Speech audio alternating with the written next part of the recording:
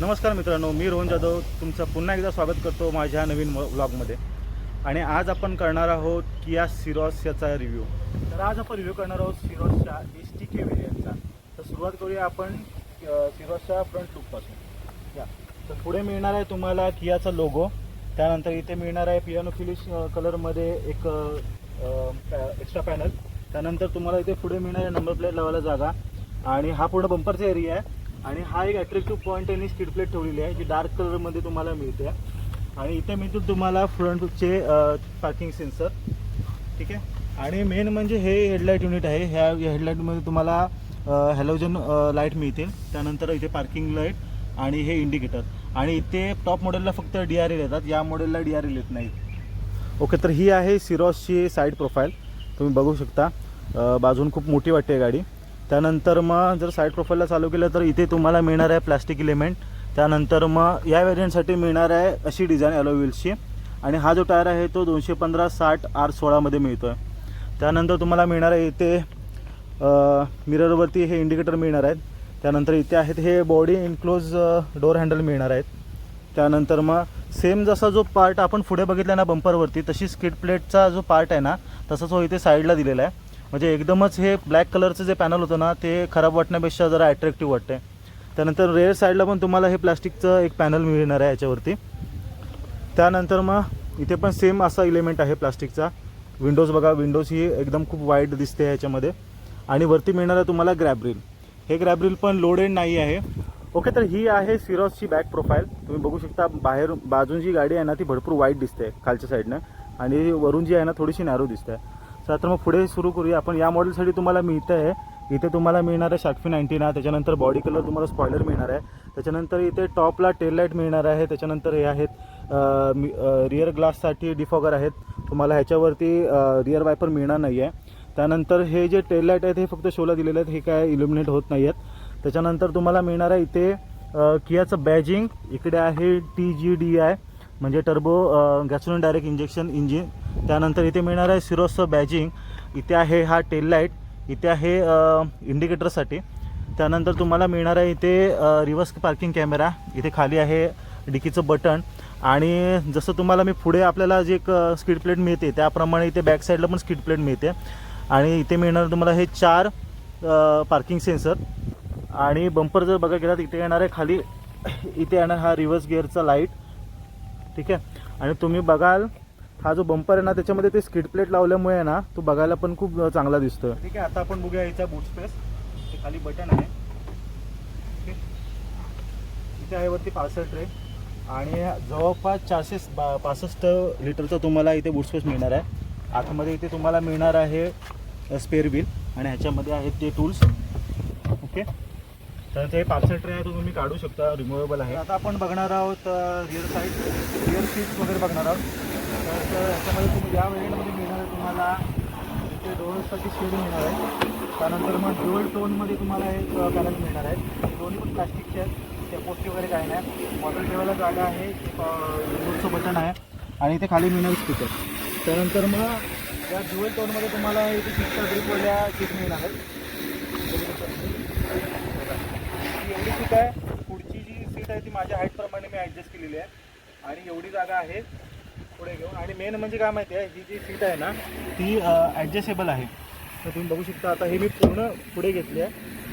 ठीक आहे. त्यानंतर मग ही पूर्ण सीट मागे जाते बघा. ही एवढी जागा राहिली इथे स्पेसमध्ये. पुढे जर बघायला गेलात ना तर एवढी जागा आहे. आणि पुढची सीट आहे ती माझ्या हाईटप्रमाणे ॲडजस्ट केलेली आहे. आणि चढायला आणि उतरायला एकदम सोपं जातं आहे बघा याच्यामध्ये. आणि दुसरी गोष्ट म्हणजे काय माहिती आहे, ही सीट जी आहे ना ती जशी मागे पुढे स्लाईड होते ना त्याप्रमाणे हिला तुम्ही ना पूर्ण इन्क्लाइन करू शकता. म्हणजे तुमचा 465 लिटर तुम्हाला स्पेस तिकडे मिळतो आहे. पण प्लस हिला एक रिक्लाइन करून तुम्हाला अजून तो स्पेस वाढवता येईल. त्यानंतर एक अजून दाखवतो तुम्हाला. आणि हे ना जे एक बारीक लक्ष काय ठेवलं माहिती आहे, हे सीट बेल्ट जे आहेत ना हे बघा, हे असे मोकळेच पडतात ना असे, हे सारखे आपटत बसणार. त्यासाठी आहे ना इथे त्यांनी त्याला अडकवायला केलेलं आहे बघा असं. म्हणजे खूप बारीक गोष्टीचा विचार केलेला आहे जेणेकरून तुम्ही गाडी चालवताना तुम्हाला कसला नॉईज येणार नाही. काहीतरी आपट आहे प्लास्टिक आहे आणि मग त्याचा आवाज येतो असंही होत नाही. आणि हे 60-40मध्ये आहे. त्या दोन्ही सीट रिक्लाइन करू शकता तुम्ही आणि असं ॲडजस्ट करू शकता. तर ही आहे सिरॉसची सेकंड रो, खूप स्पेशियस आहे. मी आता पूर्ण मागे तिला ॲडजस्ट केलेली आहे. ठीक आहे, बघू शकता माझ्या हेडरेसला पण इथे जागा भरपूर आहे. त्यानंतर इथे स्पेस पण भरपूर आहे, स्पेस आहे. त्यानंतर याला इथे हे आहेत ना, काय सपोर्ट पण चांगला आहे, तुम्ही पण खूप जबरदस्त आहे इथं. त्यानंतर इथे तुम्हाला मिळणार आहे कप होल्डर आणि आमरेस्ट. ठीक आहे, प्लास्टिकमध्ये आहे तो. त्यानंतर हे तुम्ही ॲडजस्टेबल तुम्हाला सपोर्ट मिळणार आहे इथे. त्यानंतर मग इथे पुढे बघायला गेला तर तुम्हाला एसीचे वेंट आहे तिथे. ओके, इथे फक्त काही कंट्रोल नाही आहे. आणि हे इथे टाईप सीमध्ये तुम्हाला पोर्ट दिलेले आहेत. आणि एखादी इथे वस्तू तुम्ही जर मोबाईलवर ठेवायचं असेल तर ठेवू शकता. आणि मध्ये थोडासा बंप आहे बघायला गेला तर, पण तो एवढा काही इफेक्टेड वाटत नाही आहे. त्याच्यावरती काय इफेक्ट आहे तुम्हाला इथे मिळणार आहेत हे ग्रॅब हँडल. आणि इथे त्याच्या खाली मिळणार आहेत लाईट. आणि हे दोन्ही साईडला आहेत. या साईडला तसा एक हुक आहे आणि या साईडला असं ग्रॅबिंग आहे. तर आता आपण बघूया ड्रायव्हर साईडची केबिन, ड्रायव्हर सीट. तर अशी एंट्री करायची आहे.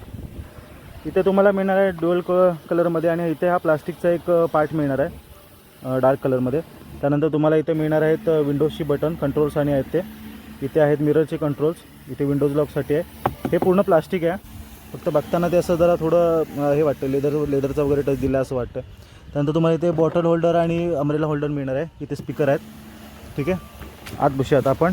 तुम्हाला याच्यामध्ये मिळणार आहे डबल डी कटमध्ये ड्युअल स्पोकमध्ये हे मिळणार आहे, स्टिअरिंग व्हील मिळणार आहे, हे बघू शकता. आणि हे इथे सॉफ्ट मटेरियल आहे. या साईडला तुम्हाला कंट्रोल्स आहेत, सगळे कंट्रोल्स बटन. ओके, इथे ह्याचं आहे क्रूज कंट्रोलचं आहे. या साईडला तुम्हाला ह्याच्यासाठी व्हॉइस कमांडचं आहे. इथे मोड आहेत. त्यानंतर मग या साईडला इथे कॉल उचलण्यासाठी आहे. ओके, तर या साईडला आता तुम्ही ॲनिमेशन बघू शकता. ही आहे याची स्क्रीन.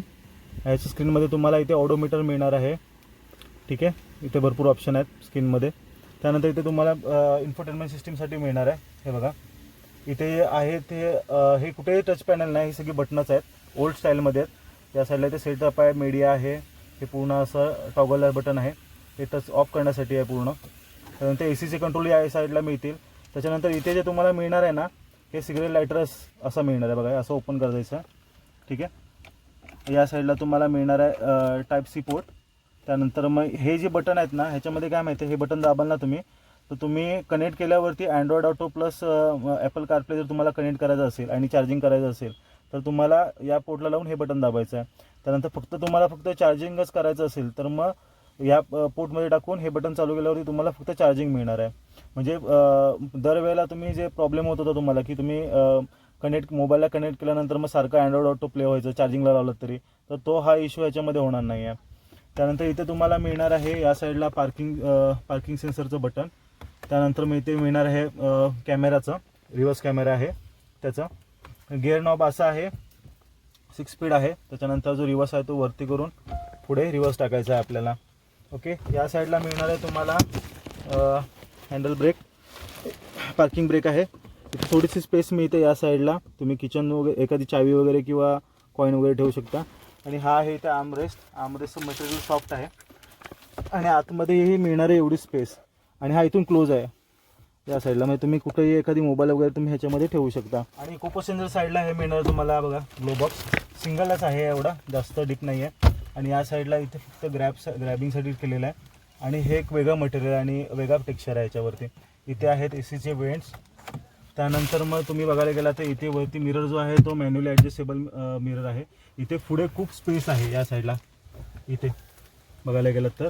आणि त्यानंतर मग या साईडला इथे तुम्हाला वरती मिळणार आहे, हे बघा इथे लाईट मिळणार आहेत. सिंगल साईड तुम्ही लाईट लावू शकता किंवा बोथ साईड लाईट लावू शकता.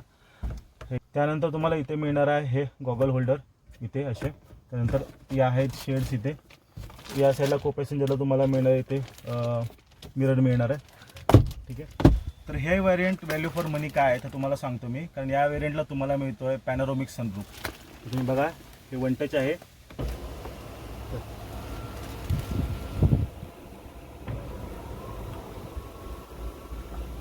आणि हा पूर्ण तुम्हाला पॅनोरॉमिक सनरूफ मिळतो आहे. तुम्ही बघू शकता या साईडला पूर्ण पॅनोरॉमिक सनरूफ आहे.